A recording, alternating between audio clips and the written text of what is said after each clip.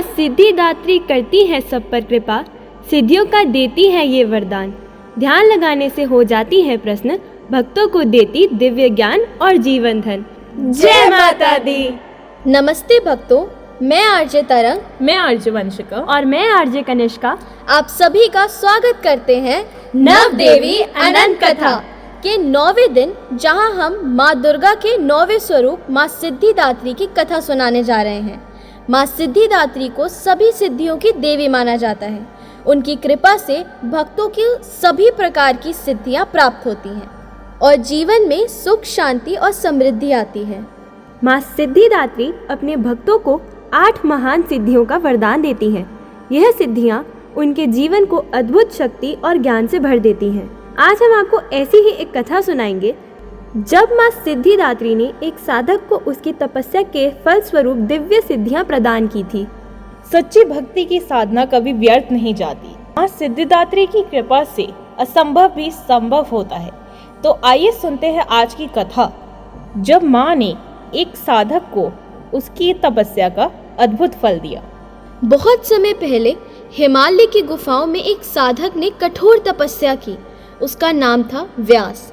वह वर्षों से माँ सिद्धिदात्री की आराधना कर रहा था।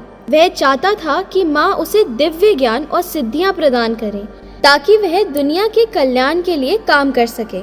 व्यास ने तपस्या करते हुए कहा, हे माँ सिद्धिदात्री, मैं आपकी कृपा का पात्र बनना चाहता हूँ। कृपया मुझे शक्ति दे और सिद्धियां प्रदान करें ताकि मैं संसार की सेवा कर सकूं। उसकी तपस्या इतनी गहन थी कि माँ सिद्धिदात्री ने प्रसन्न होकर उसे दर्शन दिए। माँ ने अपने शांत और दयालु स्वर में कहा, व्यास, तुम्हारी भक्ति ने मुझे प्रसन्न किया है। मैं तुम्हें 8 सिद्धियां प्रदान करती हूँ। तुम्हारे पास अब वह शक्ति होगी जिससे तुम लोगों की सेवा कर सकते हो। माँ सिद्धिदात्री के आशीर्वाद से व्यास को ज्ञान, शक्ति और दिव्य सिद्धियों की प्राप्ति हो गई। उसके बाद उसने अपने ज्ञान का उपयोग लोगों के कल्याण के लिए करना शुरू कर दिया। वह जहाँ भी जाता वहाँ प्रेम और शांति का वातावरण फैल जाता। व्यास ने माँ का धन्यवाद करते हुए कहा, हे माँ सिद्धिदात्री, आपने मुझे जो सिद्धियाँ दी हैं उनके लिए मैं सदा आपका ऋणी रहूँगा। अब मैं इन्हें दुनिया के हित में प्रयोग करूँगा। धन्यवाद माता, इसी तरह मुझ पर अपनी कृपा बरसाती रहना।